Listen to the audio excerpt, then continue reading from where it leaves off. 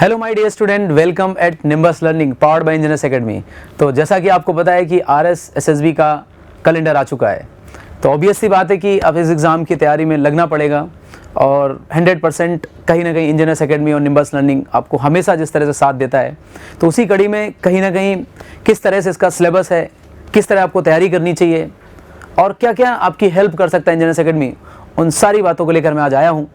तो सबसे पहले मैं बात करता हूँ जो लास्ट ईयर आपके पास पेपर हुआ था 2022 का। देखिए ध्यान से, अगर हम लास्ट ईयर एग्ज़ाम जो हुआ था 2022 का अगर उसकी बात करें, तो सबसे पहले हमारे पास जो डेट आई थी ऑनलाइन एप्लीकेशन की वो 21/1/2022 को आई थी, और उसके बाद में जो एप्लीकेशन का जो लास्ट डेट था वो आपके पास 19/2 था, ठीक है ना। रिटर्न एग्ज़ाम का जो डेट था वो 18/5। तो आप देख सकते हैं लगभग मोटा मोटा आपके पास 4 महीने का टाइम था, ठीक। अभी कैलेंडर आया है कि आपके पास जनवरी के आसपास एग्ज़ाम होगा, अगर आपने देखा हो, क्योंकि ऑलरेडी वीडियो आ चुका है निम्बस पर, ठीक है ना। रिजल्ट आपके पास आ गया था लगभग 4 महीने बाद 17/9/2022 को। तो ये प्रीवियस 2022 जो RSSSB की जेई की जो वैकेंसी थी उसकी डिटेल है। अभी ऐसी कोई डेट नहीं आई हुई, बस ये बोला गया कि जनवरी में होगा। खैर देखिए ध्यान से, यहाँ पर जो लास्ट ईयर की वैकेंसीज थी अगर मैं उनकी बात करूँ, वो आप अगर ऑब्जर्व करें तो यहाँ पर अगर मैं खास तौर पर इलेक्ट्रिकल की बात करूँ तो इलेक्ट्रिकल में और मैकेनिकल में जो कॉमन वैकेंसी शो करता है हमेशा की तरह, तो यहाँ 63 थी, और अगर मैं बात करता हूँ जूनियर इंजीनियर मैकेनिकल डिप्लोमा में 55 थी। इस तरह से दो अलग अलग डिपार्टमेंट थी, लोकल सेल्फ गवर्नमेंट डिपार्टमेंट, और ये मेरे पास PhD था, पब्लिक हेल्थ इंजीनियरिंग डिपार्टमेंट। तो इन दो डिपार्टमेंट में अगर आप बात करते हैं तो हमारे पास 63 और 55 वैकेंसीज थी, अगर मैं किसकी बात करूँ, मैकेनिकल और इलेक्ट्रिकल की, ठीक है ना। तो ये वैकेंसीज थी, लास्ट ईयर की बात कर रहा हूँ। सो अगर मैं आगे बात करूँ कि कहीं ना कहीं मेरे पास जो एग्ज़ाम पैटर्न जिसके लिए आज मैं आपके पास यहाँ अवेलेबल हूँ, अगर मैं एग्ज़ाम पैटर्न की बात करता हूँ तो शायद बड़ा आसान है अगर आप इसको समझने की कोशिश करें। यहाँ पर हमारे पास 40 नंबर का राजस्थान जीके और 80 नंबर का टेक्निकल आता है, जो कि 120 मार्क्स का पेपर होता है और 120 मिनट होता है। लगभग हर क्वेश्चन को आपके पास 1 मिनट होता है। दूसरी बात अगर आप करें यहाँ पर, तो सबसे इंपॉर्टेंट बात जो आपको ध्यान रखनी है कि 1/3 नेगेटिव मार्किंग है, तो पेपर को केयरफुली देना है, क्योंकि यहाँ पर नेगेटिव मार्किंग भी है। तो एक्यूरेसी बड़ी इंपॉर्टेंट है, स्पीड तो मैटर करेगी, क्योंकि हर 1 मिनट में क्वेश्चन सॉल्व करना है। तो जैसा कि अपन ने स्टार्टिंग में बताया कि क्योंकि ऑलरेडी इसमें वीडियोस आ चुके हैं, आपने देखा होगा निम्बस पे किसकी क्या किस तरह से क्या नोटिफिकेशन आया, उस पर वीडियोस हैं, आप देख सकते हैं। बट आज हम इस वीडियो में आपको कहीं ना कहीं ये बताने वाले हैं कि एग्ज़ाम में का जो सिलेबस है वो और इस एग्ज़ाम की तैयारी किस तरह से करनी चाहिए, या फिर इंजीनियर्स एकेडमी आपके लिए इस एग्ज़ाम के लिए क्या करने वाला है। इन सारी बातों को जानने के लिए आप वीडियो को देखें, आपको काफ़ी कुछ समझ में आएगा। यहाँ पर देखिए, राजस्थान जीके का जो सिलेबस है कॉमन टू ऑल है, सबके लिए, चाहे वो सिविल डिपार्टमेंट हो, चाहे मैकेनिकल डिपार्टमेंट हो, for every department, electrical department, सबके लिए आपका सेम सिलेबस है, जो कि सामने आपके लिखा हुआ आप देख पा रहे होंगे। Rajasthan geography, Rajasthan history, Rajasthan art and culture, Rajasthan polity and administration, ये आपके पास सिलेबस है राजस्थान जीके का। Now we have a next, जो कि बड़ा इंपॉर्टेंट है। अगर मैं सिलेबस की बात करता हूँ सबसे पहले डिग्री की, तो जो डिग्री का पेपर है या जो डिग्री के लिए जो सिलेबस है, अगर उसको देखें आप, तो इलेक्ट्रिक सर्किट, तो इलेक्ट्रिक सर्किट में आप देख पा रहे हैं पूरा लिखा हुआ है। मतलब क्या पूरा लिखा हुआ है, मुझे ऐसा नहीं लग रहा है कि इसमें कोई भी ऐसा पार्ट है जो आपके सिलेबस में ना हो, क्योंकि आपको पता है मैं सर्किट खुद भी लेता हूँ, तो जाहिर सी बात है कि ये हर एक पार्ट क्लास में ही डिस्कस होता है। तो 100% यहाँ पर आप देख पा रहे हैं circuit component, KCL KVL। Circuit component का मतलब क्या होगा, RLC के बारे में, KVL KCL, नेटवर्क ग्राफ। देखिए नेटवर्क ग्राफ कम आता है एग्जाम में, लेकिन यहाँ पर सिलेबस में मेंशन है। इसी तरीके से methods of circuits analysis, nodal and mesh analysis, analysis of DC and AC circuit network, है ना। अगर आप सिलेबस को देखें थोड़ा सा, तो आप यहाँ पर एक बात समझ पा रहे होंगे, ट्राई टू अंडरस्टैंड कि सर्किट कंपोनेंट जो कि बड़ा बेसिक है, KCL KVL, network graph, methods of circuit analysis, basics, मतलब यहाँ पर थ्योरम्स के बारे में आपको चर्चा करनी है। नेटवर्क फंक्शन, जो कि कम ही एग्जाम्स में आता है और इसमें ये सिलेबस में मेंशन है। नेटवर्क फंक्शन, ड्राइविंग पॉइंट, मतलब ये कुछ पॉइंट्स है जो आपको यहाँ पर ध्यान देना है, क्योंकि इसका सिलेबस थोड़ा सा SSC JEE या दूसरे JEE से अलग है। लगभग आप देखेंगे तो यहाँ पर जो इंजीनियरिंग सर्विसेज का जो सिलेबस है उसको पूरा यहाँ पर कवरअप करने की कोशिश करी गई है। Network theorems, transfer function, poles and zero of the network function, response of the network to the standard input signal, 2-पोर्ट नेटवर्क भी है, एलिमेंट्री नेटवर्क सिंथेसिस भी है, different type of network parameter, मतलब पैरामीटर्स के बारे में भी बात कर रहा है। सिग्नल फ्लो ग्राफ, जो कि कंट्रोल सिस्टम का पार्ट है, ये भी इसमें गिवन है।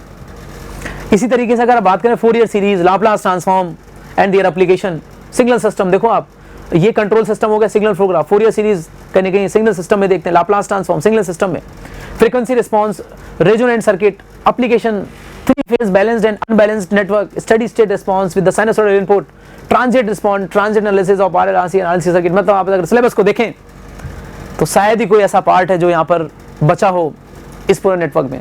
एनालिसिस से लेकर सिंथेसिस सब कुछ गिवन है इसमें, यानी आपको अगर इस एग्जाम को क्रैक करना है तो बहुत ही केयरफुली इस सिलेबस को देखना होगा और तैयारी करनी होगी।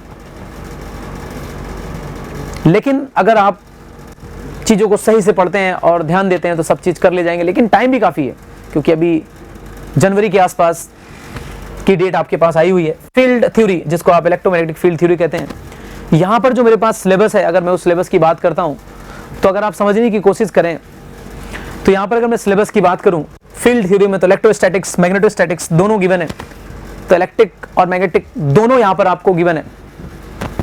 Now just try to understand, magnetostatics में आप magnetic field, field conduction and magnetic material, field in dielectric, Maxwell equation, time varying field, electromagnetic wave equations,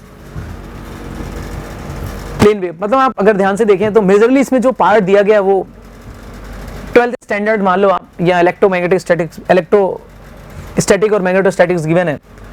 थोड़ा बहुत पार्ट इसमें आप देख सकते हैं जो मैक्सवेल इक्वेशंस का भी है, जिसको आपको कवर अप करना है, electromagnetic wave equations and play wave propagation in the conduction and dielectric media, ये भी आपको देखना है। तो शायद आपको मेरी बात समझ में आ गई होगी कि ये फील्ड थ्योरी भी आपको बहुत इंपॉर्टेंट है, उसको आपको बहुत केयरफुली देखना है। Now we have a next, अगर मैं यहाँ बात करता हूँ इलेक्ट्रिकल मटेरियल्स, जो कि कहीं ना कहीं अगर आप बात करते हैं तो ये बेसिक्स ही है आपके पास इलेक्ट्रिकल मटेरियल्स, तो मटेरियल साइंस भी इसमें है जिसको आपको पढ़ना है। अच्छा, ये जो सिलेबस लिखा हुआ है मटेरियल साइंस की अगर बात करें, जैसे classification of materials on the basis of permanent magnet, dipole, electrical, electronics, behaviour of materials, classification of the basis of conductivity, behaviour of dielectric and static alternative fields, phenomena of polarization, superconductivity, application of magnetic conduction and dielectric and insulating material। तो ये भी जो आपके पास syllabus है अगर आप ध्यान से देखें तो इसको भी आपको बहुत ही आसान है, बेसिक अगर आप एक बार गो थ्रू होंगे तो आप कर ले जाएंगे। पेपर नॉर्मली आता है, बहुत टफ नहीं आता है, दिस इज वेरी इजी। चीज़ें अगर आप एक बार गो थ्रू कर ले जाएंगे तो बड़े आराम से निकाल सकते हैं।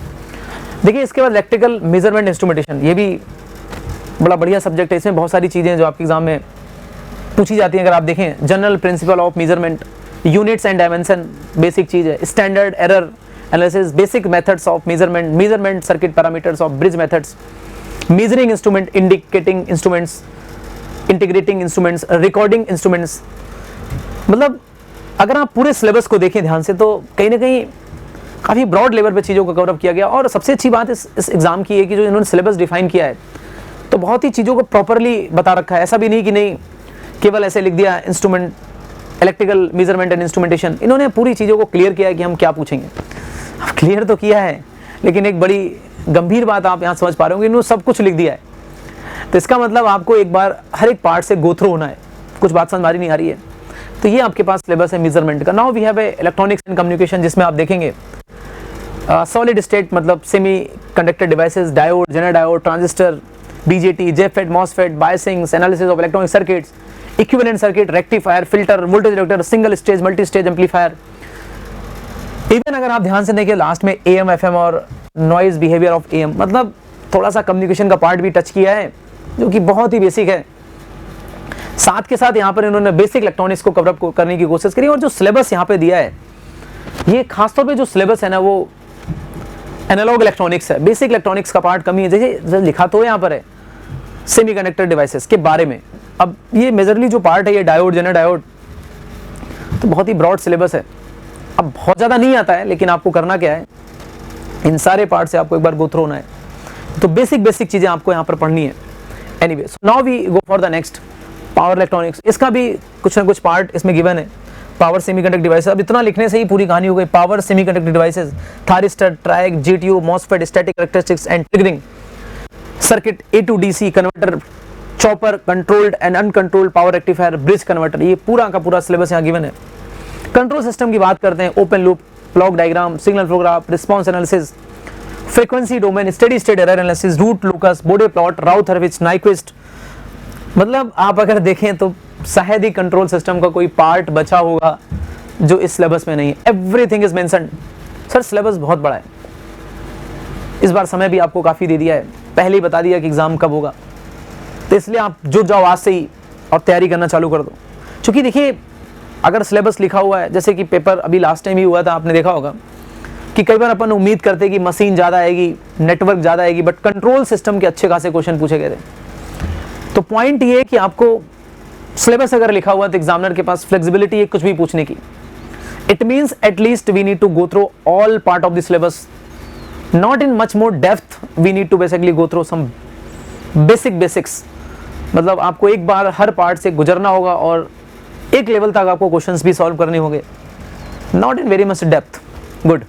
इलेक्ट्रिकल मशीन की बात करते हैं, construction, principle operation, equivalent circuit, basic characteristics and application of distribution and power transformer. तो पूरा ट्रांसफार्मर पढ़ना आपको, single phase induction motor, 3 phase induction motor, alternator, synchronous motor, यानी आपको सारा कुछ पढ़ना है। इसके बाद पावर सिस्टम आ जाता है, तो सारे मेजर सब्जेक्ट्स में उसके साथ है, कंट्रोल सिस्टम भी है, सिग्नल सिस्टम भी है, कम्युनिकेशन भी है, तो काफ़ी बड़ा सिलेबस है जिसको आपको ध्यान देना है। Generation, thermal generation and hydro generation, nuclear generation, non conversion energy sources, transmission and distribution, transmission line parameter, resistance, inductance and capacitance, performance of short, medium and long lines, neutral earthing, underground cables, corona, its effect and remedial measures, basic idea of power system stability. तो stability is every time important topic in the power system, इसको पढ़ना आपको। Line insulator, introduction of HVDC transmission. तो लगभग आप देखेंगे power system का भी पूरा पार्ट कवर अप कर रखा है यहाँ पर। So complete part of power system is also cover up in that syllabus. Switch gear protection भी इसमें आपके गिवन है, जिसको अलग से इन्होंने एक्सप्लेन कर रखा है। Theories of arc extension, comparative merits of the minimum oil, bulk oil, air blast. तो देखिए ये भी आपके पास है जिसको आपको पढ़ना है। तो मेरा कहने का मतलब ये है कि अगर आप सिलेबस को गंभीरता से देखें तो it's a very big syllabus, and for this big syllabus आपके पास 2 ही रास्ते हैं। आज से ही आप अपनी पेन कॉपी को उठाएं, पेन पेपर को उठाएं और जुट जाएं, मेहनत करना स्टार्ट करें। निम्बस पर भी बहुत सारा मटेरियल फिल्म पड़ा हुआ जिसको आप पढ़ सकते हैं। तो इन सारी चीज़ों को आप ध्यान रखिए, क्योंकि पढ़ाई करनी पड़ेगी, चाहे फिर आप पढ़ाई किसी मेंटर की हेल्प से करते हो या फिर आप खुद करते हो, लेकिन आपको पढ़ाई करनी पड़ेगी। और ये अच्छी बात है कि आपको सिलेबस पहले इसमें बड़ी अच्छे से डिफाइंड है, अच्छे से डिफाइंड करके बहुत सारा लिख दिया है। लेकिन एक जो सी अच्छी बात है कि आपको पहले बता दिया गया है कि अब एग्ज़ाम होने वाला है, तो प्रॉपर आपके पास टाइम है, जुट जाइएगा आप बहुत अच्छे से कर सकते हैं। निम्बस जिस तरह से आपकी हमेशा हेल्प करता रहा है, आगे भी करता रहेगा, आगे भी आपको इस तरह की सीरीज़ वगैरह देता रहेगा इन सारे एग्ज़ाम्स के लिए। तो आप जुड़े रहिए निम्बस के साथ। देखिए ध्यान से, इलेक्ट्रिकल डिप्लोमा का सिलेबस एक बार अगर अपन डिस्कस कर लेते हैं तो सेम यहाँ पर भी है, बेसिक कंसेप्ट ऑफ सर्किट्स। तो पूरा का पूरा यहाँ पर नेटवर्क है, फिर मैग्नेटिक सर्किट्स है, AC फंडामेंटल है। तो डिप्लोमा का सिलेबस थोड़ा डिफरेंट अगर डिग्री से बात करें। इसके मेजरमेंट भी लगभग आप देखेंगे, इसमें भी मेजरमेंट भी सिलेबस थोड़ा सा डिफरेंट है अगर आप ऑब्जर्व कर पा रहे हो तो। Measurement of power both active and reactive, and 2 wattmeter method, 3 phase measuring instrument frequency and frequency of phase, ammeter, voltmeter, both moving and coil, iron coil type, electrical machine, DC machine construction basic। तो आप देखेंगे वहाँ से यहाँ में syllabus में थोड़ा सा चेंजेस है। लेकिन फिर से मैं एक बात बता दूं कि इस एग्ज़ाम की सबसे अच्छी खासियत ये है कि इसमें सिलेबस को बहुत ही थरोली बता रखा है। थरोली बताने का एक नुकसान भी है कि फिर आपको पूरा ही पढ़ना है, क्योंकि हर एक चीज़ क्लियर कर रखी है यहाँ पर। तो आप एक एक चीज़ नेक टू नेक पढ़िएगा और एग्ज़ाम की तैयारी करिएगा, और बिना देरी करे आप एग्ज़ाम की तैयारी में जुट जाइएगा। सिंक्रोनस मशीन के बारे में, जनरेशन, ट्रांसमिशन, डिस्ट्रीब्यूशन, ये भी आपको पूरा पढ़ना है। इसके बाद यूटिलाइजेशन इलेक्ट्रिकल एनर्जी, ये भी आपके एग्ज़ाम में, एस्टिमेशन एंड कॉस्टिंग, जो कि पूरा का पूरा सिलेबस आपके एग्ज़ाम में, जो कि जिसको आप कई बार पावर सिस्टम बोल सकते हैं। And now we have a basic electronics. तो इसमें केवल बेसिक इलेक्ट्रॉनिक्स है, इसमें कम्युनिकेशन का पार्ट नहीं है।